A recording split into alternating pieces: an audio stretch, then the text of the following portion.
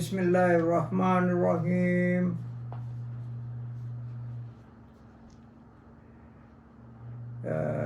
Dear sisters,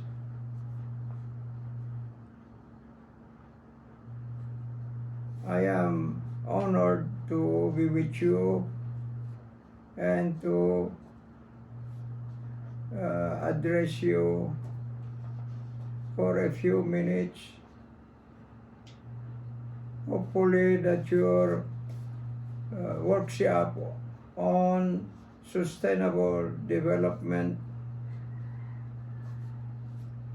will be successful, at least in the end.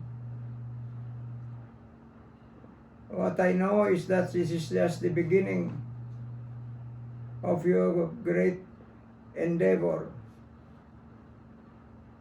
But you must continue your work and don't be dismayed.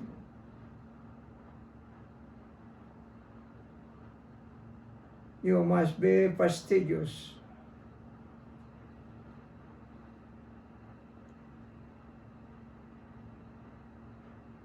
For in the end, the Almighty Allah will guide you and help you and crown your work with great success.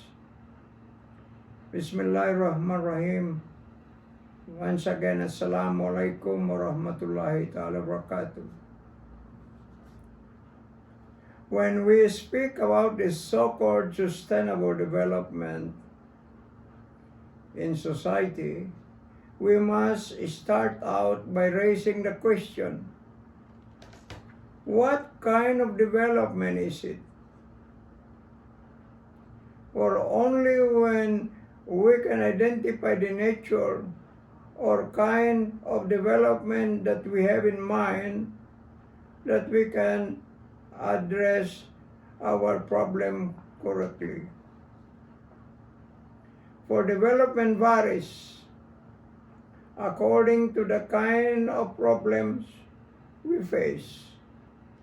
For instance, we may ask, is it development about water system or water resources, which is direly needed in every society today, as well as in the past? Because of the ever-growing demand for water, most particularly potable or drinking water. For the volume of water daily needed in society is commensurate with the teeming and ever-increasing number of population in society that daily needs water for their survival. Or is it about the sustainable social development, one that needs a peaceful environment in order to flourish and to make society safe for its people, for its populace, including the school children,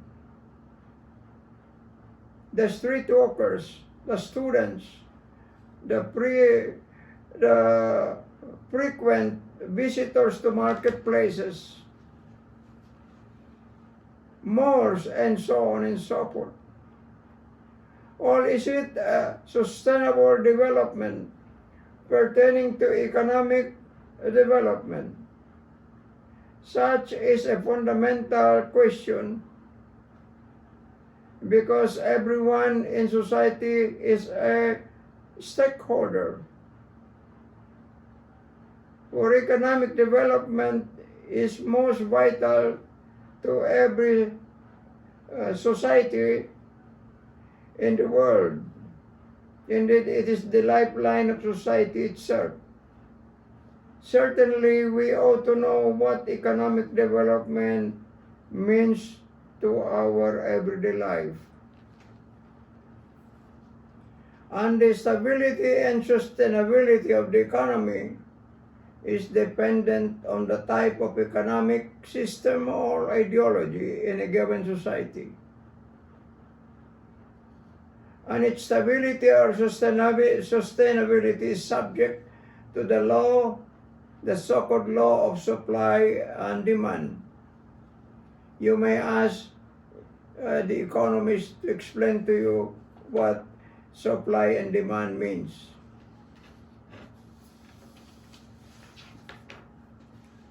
The economic demand in society, incidentally, depends as well, as we all know, largely on the increase of the population,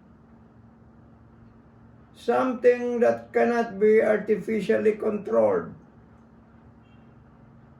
And the greater the increase of population, the greater the increase in the volume of demand for goods and commodities, if not services. Besides, the stability or sustainability of the economy depends upon who controls the means of production in society, and the delivery system as well, to make goods and commodities available to its general public, including those in the remote areas, as much as possible.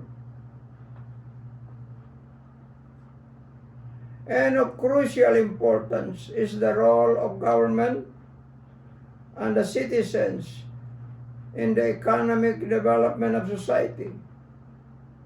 If there is conflict of interest between them, such conflict, unless addressed quickly, can boil down to the detriment of the people and society at large.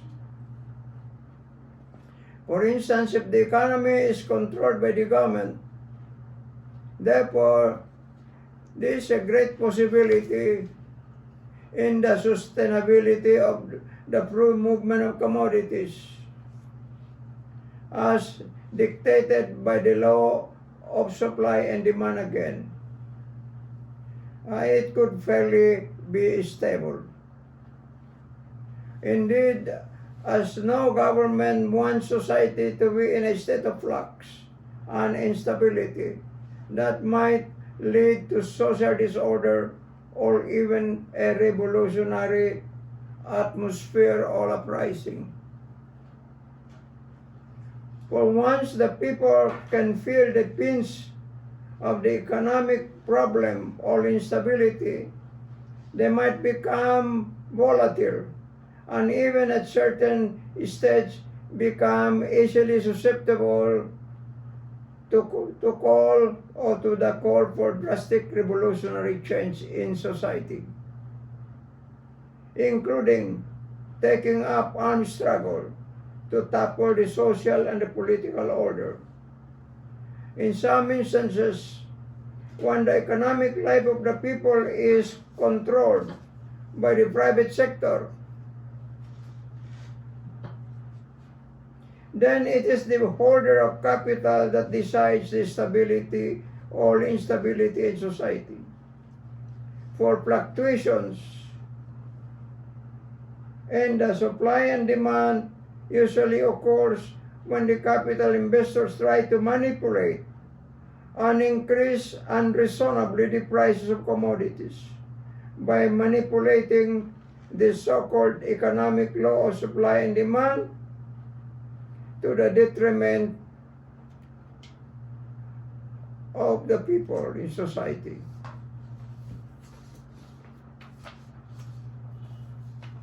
For most fundamental is the businessman's basic understanding of the fact that the more supplies of commodities available in the markets, or more chances are that prices of commodities might plunge rock bottom, especially when there is oversupply of commodities that cannot be kept too long in the storage. On the other hand, the lesser the volume or quantity of supply, the higher the prices of commodities would be, and the higher the profit margin. And this work make the businessman happy. And corollary to this, that the more goods one can dispose of or sell in the market, the greater, of course, the accumulated profit or gains he may make. And it is here in this dilemmatic situation where the manipulative dexterity or ingenuity of the owners of commodities come into play. One technique is to withdraw the excess commodities from the markets so as to be able to stabilize the prices and the margin of profits.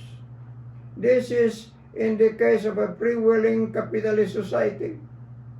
But in a controlled socialist economy, speculation can rarely happen. On the other hand, the instability of the economic situation may also depend largely upon the way government officials behave in office.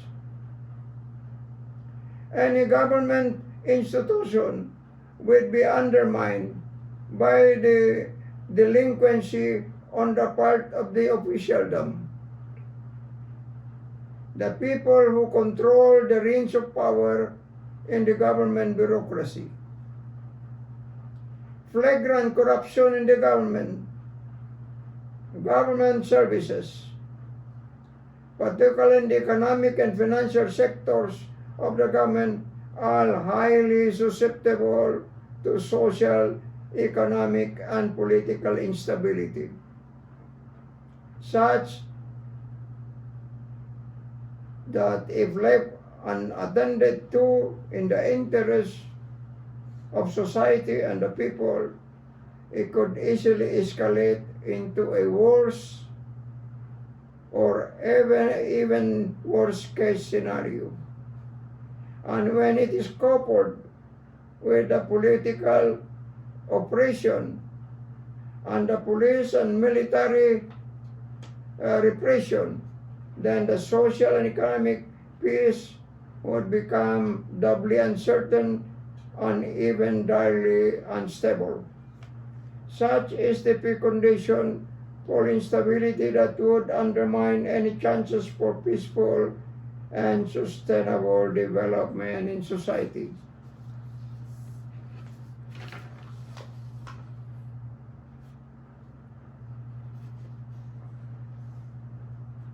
No matter whether it is the social order or the economic order or the well-being of the people, or for that matter, the political order, it would redound to the same thing.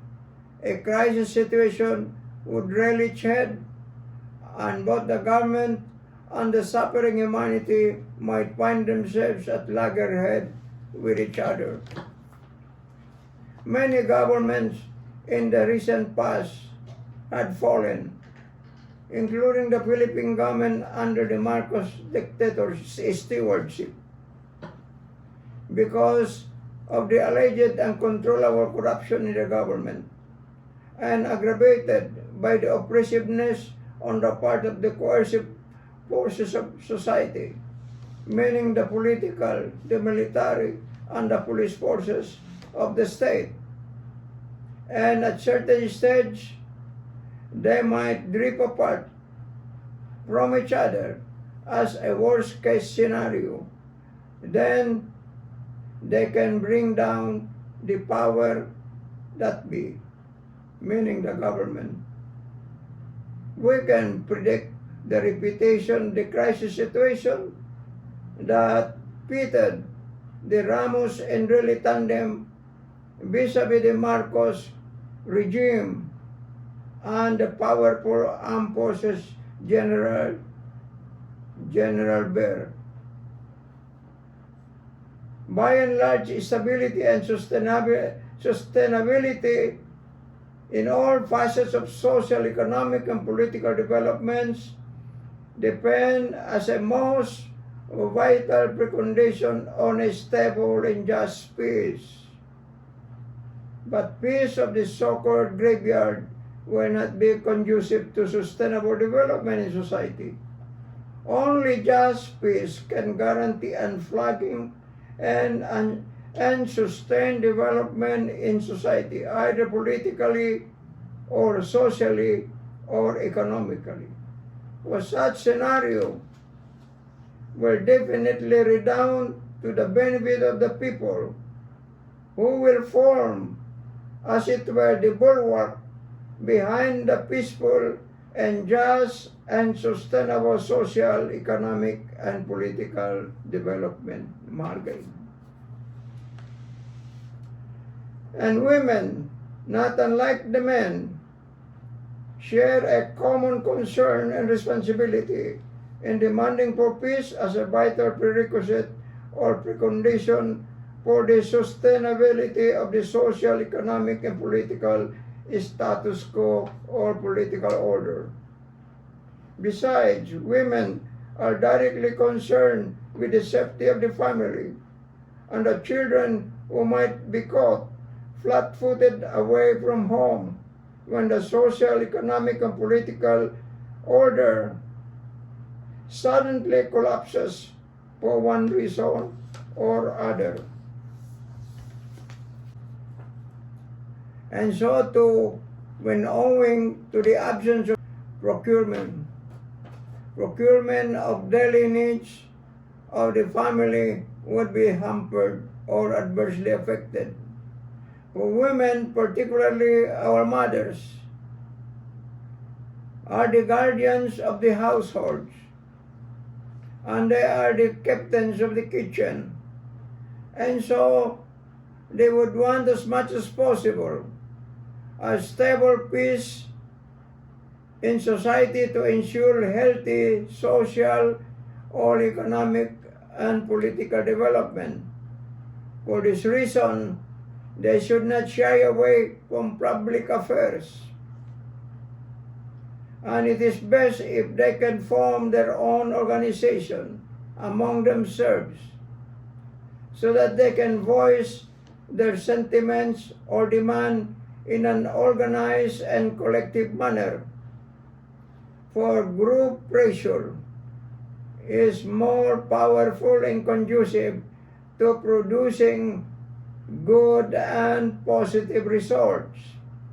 And finally, the courts of law, who are supposed to be the bulwark of a just legal order, could also be faulted should they succumb to bribery and corruption and all such anomalous acts and practices that could undermine the people's trust and confidence in them and the government at large.